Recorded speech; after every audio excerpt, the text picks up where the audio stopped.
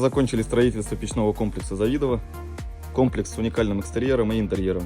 Многофункциональный за счет нескольких печных элементов. Кирпич использовали ручной формовки.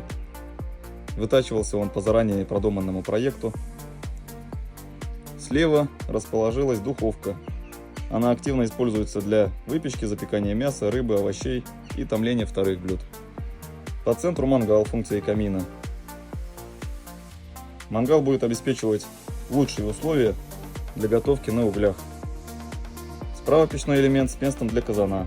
Будет использоваться при приготовлении первых и вторых блюд. Также можно готовить на сковороде. Еще имеется душник для самовара. И справа небольшая столешница с полочкой сверху.